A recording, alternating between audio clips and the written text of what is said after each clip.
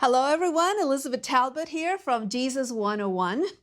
I want to start by telling you about a sitcom, an American sitcom entitled Cheers. It ran on TV from 1982 to 1993, and it had a theme song that was very known. And the words were, sometimes you want to go where everybody knows your name. And yeah, we all want to go where somebody knows our names. And that's because we want to be known. It's a human desire to be known.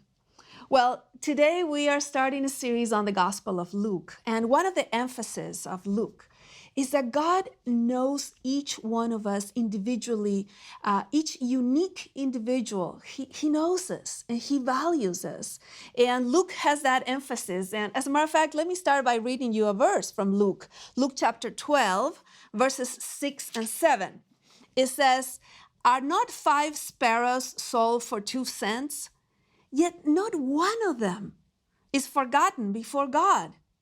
Indeed, the very hairs of your head are all numbered. Do not fear, you are more valuable than many sparrows." I got some sparrows today as our props. You know, I have a lot of sparrows in my house, and these birds, says the Bible, they were not too valuable for people in the market. And yet God knows each one of them. He says, you are much more valuable than sparrows. And so today we are going to talk about this topic. You are known by God, and you are valued by him. You are so, you have so much worth in his eyes, and he knows everything about you. So today we're going to study the beginning of the Gospel of Luke, where we have 2 individuals. They look so different from each other. One is an older priest. The other one is a young woman.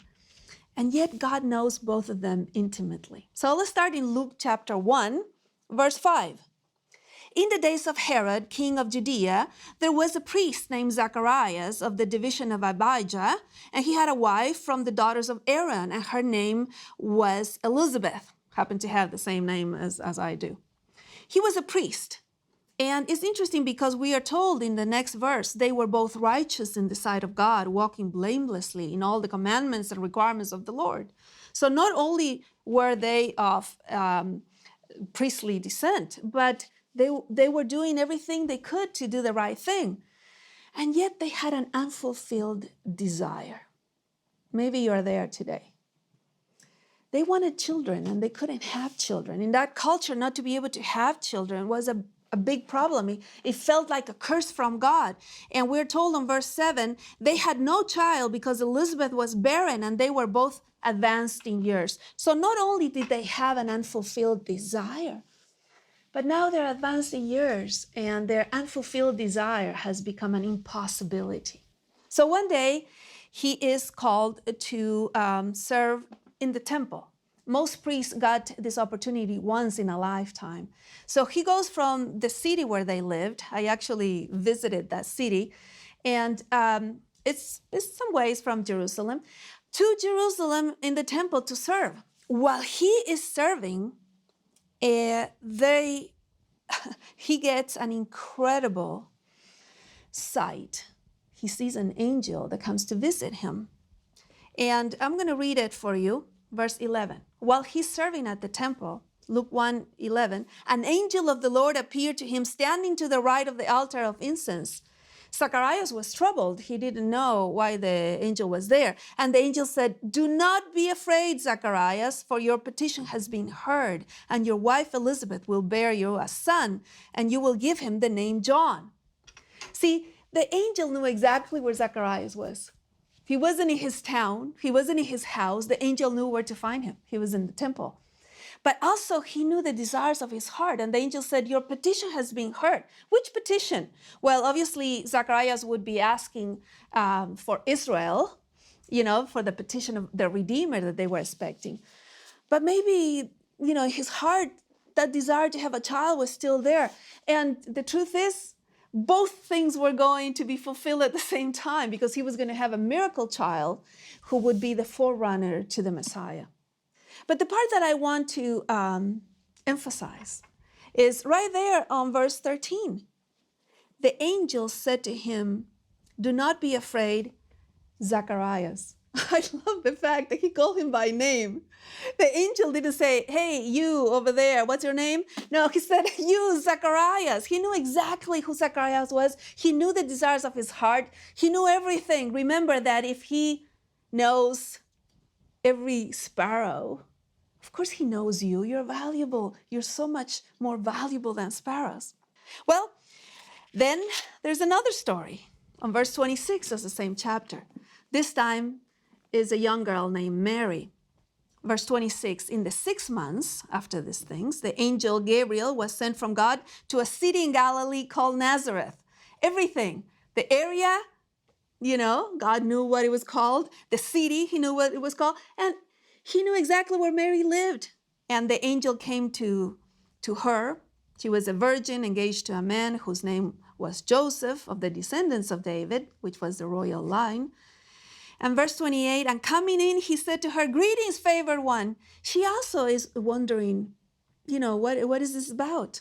And then the angel said to her, do not be afraid, Mary. He calls Mary by name also. Not only does he know the city and the house, but he knows her name.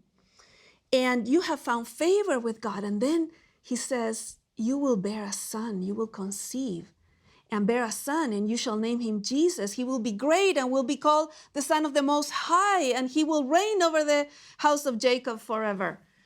It's interesting that both the older priest and the young woman were so known by God. Both of them were going to have a miracle child. First, the forerunner of the Messiah, and then Mary would have this Son of the Most High. She would conceive without a man. But both of them were called by name. God knew exactly where they lived. You are much more valuable than many sparrows. And God knows you. He knows everything about you, your name, your address. I like something that Holy Girth says. Him who has counted how many hairs there are on your head, he knows how many cares there are in your heart. He knows everything about you. And he values you so much that he died on the cross for you. That's how much he values you. And so today I want you to know that you are known, you are valued, God has saved you, he has plans for you, and everything will be fulfilled exactly as God planned it, which would be the best for us because, he wants the best for you. So I hope you're encouraged by this message that God knows you and you are known and you are valued by God. I want to invite you to visit our website, Jesus101.tv, for many more videos and podcasts that will encourage you to remember who you are in the eyes of God. And today we have learned a very important lesson. We are much more valuable than sparrows, and God knows each one of the sparrows when they fall. And he knows you, and he values you, and he wants the best for you. God bless you, and until next time, we'll see you then.